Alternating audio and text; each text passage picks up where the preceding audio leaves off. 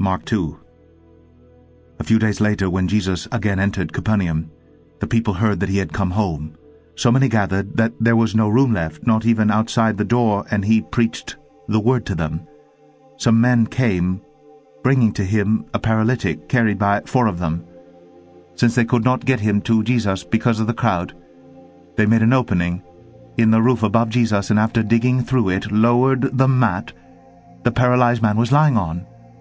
When Jesus saw their faith, he said to the paralytic, "Son, your sins are forgiven." Now some teachers of the law were sitting there, thinking to themselves, "Why does this fellow talk like that? He's blaspheming. Who can forgive sins but God alone?" Immediately Jesus knew in his spirit that this was what they were thinking in their hearts, and he said to them, "Why are you thinking these things? Which is easier, to say to the paralytic, 'Your sins are forgiven,' or to say, 'Get up, take your mat, and walk'? But that you may know that the Son of Man has authority on earth to forgive sins," he said to the paralytic, "I tell you, get up, take your mat, and go home."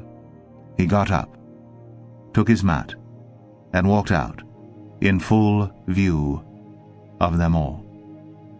This amazed everyone, and they praised God, saying, "We've never seen anything like this."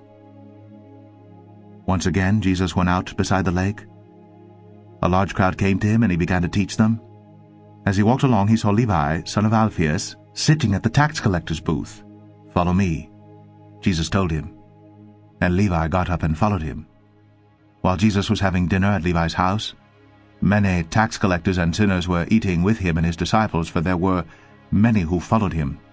When the teachers of the law, who were Pharisees, saw him eating with the sinners and tax collectors, they asked his disciples, "Why does he eat with tax collectors and sinners?" On hearing this, Jesus said to them, "It is not the healthy who need a doctor, but the sick. I have not come to call the righteous, but sinners." Now John's disciples and the Pharisees were fasting.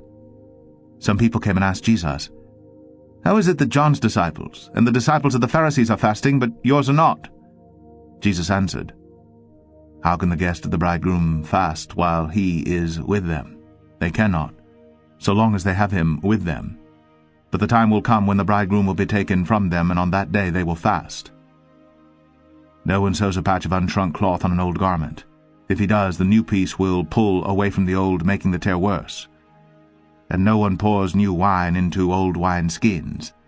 If he does, the wine will burst the skins, and both the wine and the wine skins will be ruined. No, he pours new wine into new wine skins." One Sabbath Jesus was going through the grain fields, and as his disciples walked along, they began to pick some heads of grain. The Pharisees said to him, "Look, why are they doing what is unlawful on the Sabbath?" He answered, "Have you never read what David did when he and his companions were hungry and in need?